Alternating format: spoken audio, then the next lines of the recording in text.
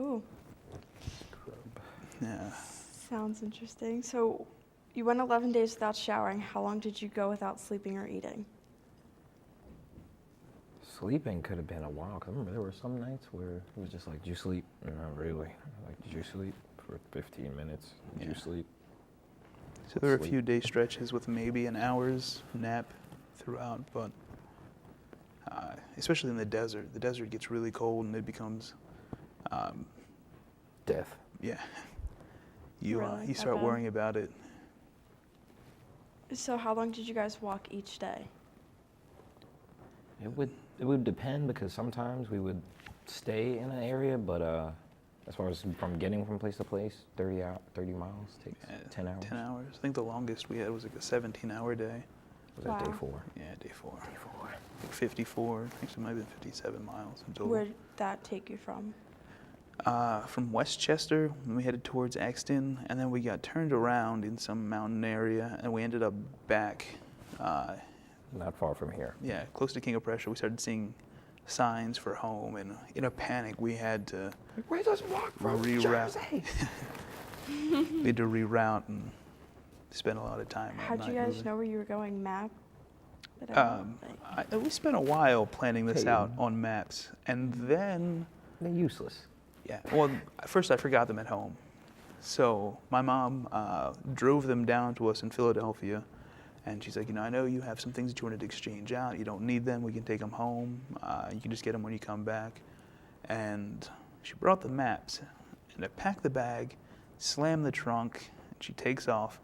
I immediately look at him and go, guess what? The Maps are in the trunk.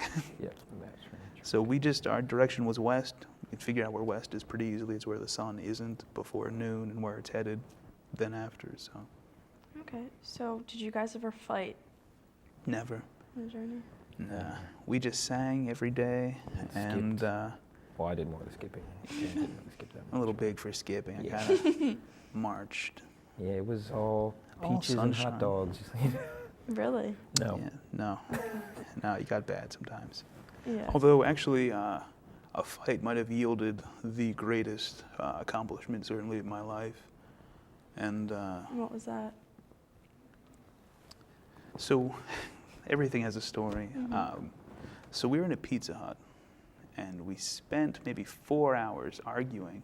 An argument which started off with whether or not he in a script could apply the concept of a siren to a more modern time. My argument was that they were Greek specific and they were time specific, and he was saying it didn't have to be called a Fiction. siren. Yeah, it's fiction, and it's a foolish argument, but it became personal after that. When you spend a lot of time with someone, Yeah. things build up and you just have to get it out in a day. But these young ladies walked in with an older gentleman and a 4-year-old. And they eventually asked, actually this stud over here had one of the girls ask for his number. And they asked us what we were doing. So we tell them that we're out walking across the country to speak out against human trafficking, and we usually follow it up with forced labor, human trade, and sex slavery. Those are the 3 umbrella categories, I guess. And the older of the 2 said, I know about that life. And being in the life is a key phrase for being trafficked, being in some form of prostitution. And we should go on record and say that if a woman shouldn't be called a prostitute. She should be known as a prostituted woman because she's not making a gain off of herself. So with the number exchange, they offer us a place to stay and a shower later. And of course, we take them up on that offer. And we meet up with the younger of the 2, and she brings us back to her house, and her cousin isn't there. And after a bit of conversation, she tells us that her cousin is an escort on Backpage.com, which is a popular escort/prostitution site. So with concern and certainly our mission being what it was, we offered safety, a way out. through a network that we had sort of built recently. This was in Topeka, Kansas. So we had some friends that we met 40 miles, an hour out, that could have come. And she eventually tells us where they are. And they're at the gentleman's apartment. He was a friend of theirs, but they couldn't leave without the door being locked. So we eventually have the younger of the two speak to the older, and she tells us that we're going to come get her and get her help. Do you want to chime in? No, you got it, man. It sounds like you got like that narrator voice. All right. Well, so we show up at this apartment, and at this time I've lied. I've said, I can lock this door, and we can all get out. It's no problem. So she takes the 4-year-old, and she decides that she is going to just head out immediately. I mean, the 4-year-old only had one shoe. They weren't really prepared for this. They just knew that they had to get out. So I go into the apartment, and I lock myself in. And it's a 3rd floor apartment, and there's only one way out at that point. So I hop over the balcony and dangle, and I let myself go with the intention on putting my feet on the 2nd floor and then jumping from there. But kind of worked out where I just got my toes on it and I was able to turn around. And I came down to the ground. Luckily there was a lawn there, so it's kind of softened the blow. Yeah. But we were to get in the cab and fly back to the house. And we talked to them for a bit, and we tell the older of the two that we have a way out, and have to kind of coax out of her after a bit. We tell her that there's safety for her daughter, that there'll be opportunities for her to finish school, and for her daughter to go through school completely and to avoid the dangers that her mother's been put in through being prostituted.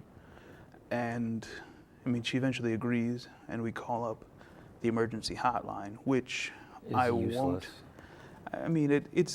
They have good intentions, but it's not practical. It's nothing that can happen immediately. So she speaks to them, and then she speaks to an FBI agent and informs them that there are 14 other girls that are being held in her pimp's house. And pimp's a glorified term. I don't like using it because of that reason, but that's what he is. And she had a great concern for them because she was his favorite. So she was the top earner. So she knew what would happen if she disappeared, that it would, the statement is defecation flows downhill. I'm not going to say the actual word, but it would come down on the other girls. And in what certainly was a great call by her, she agrees. The gentleman then calls, and it's uncharacteristic of him to call her as many times as he did, and at the hour that he did. But he, when she finally answered, said that he knows through a source that we were with her and her cousin, and he knows where we are, and he knows who we are. He pays off some of the cops. Some of the cops are frequent customers of his. So he wanted to meet with her at noon the next morning, and she'd agreed. Fortunately, she had lied to him, which I was afraid that she would have done what most do. If you think about coming out of prostitution as sort of being rehabbed, one of the stages is relapse. So my concern was that she would have returned to the life that we were trying to provide a way out for. Yeah. But, we stay on guard the entire night because he's threatening, and we had no idea who he was. We can hear his truck circling throughout the night, and the lights would come through the window, and we couldn't sleep because of the noise and the concern because we didn't know what he was capable of. But morning comes, and we check to see if she still wants to go, and her cousin was leaving elsewhere for a family event. And she kept saying, I'll see you later. I'll see you this weekend when I come back. And she said, which really confirmed for us that she was committed and she wanted better for herself and her daughter. She said, I'm not going to be here when you get back. You need not to come here because I won't be here and it's not safe. And She was yelling at her. She yeah, was like, I'm not gonna be here. Like, she was upset. Yeah. she was adamant about getting out. And so eventually Shannon helps her pack a bit, and I spent time with Felicia, who's the Felicia. 4-year-old daughter. And I was drawing seashells from The Little Mermaid on her princess pad. And I could never do it well enough for her to be satisfied. So every time I drew one, she would say good and erase it. And I had to draw another one.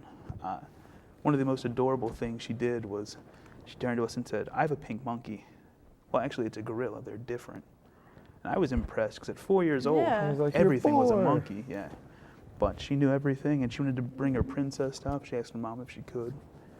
But just to wrap things up, we spent a good hour at the park after we called our contact that morning, and they are now safe in an undisclosed location, but willing to see us again. There's an FBI case being brought against. The FBI case is in the works, Okay. and an act against that gentleman. And so, yeah, I mean, they're safe, the family's safe, and it's just a great thing to... That was the most important thing on Yeah. the trip, I Yeah. think. I think that was your biggest, by far your biggest accomplishment, so you were right in that aspect. It was Certainly. surreal. Like, it was weird talking about it and then running into it. So So, is this your first time you guys have seen each other since the end of your journey? Yep, since Your little 1 reunion. o'clock Sunday morning, this past Sunday. Okay. So is it like bittersweet that you guys are done? Well, as I've said before, the walk's done, but the work isn't. Mm-hmm. And the next project that we're working on is a safe house here in Norristown. Okay. Hopefully restoring one of the old buildings and eventually having it run by some of the tenants. So. Okay. Was there Sad, anything yeah. else you guys would like to add? I'd like to thank, it's a cheap pop, I guess, at this point, but thank John Doyle for his involvement and encouragement early on in the walk and then throughout. I'm proud to be a Norristown grad, so Yeah. go Eagles. And really, I'd just like to ask everyone to stay involved as things grow and progress. Mm-hmm. Okay. Well, thank you guys. Thanks for coming up here. Really, really appreciate it. Thank I'm you. Breezy Hagel here with Jay Atlas and Shannon Sprowal talking about their long road to freedom and human trafficking. Now back to the Eagle's Eye.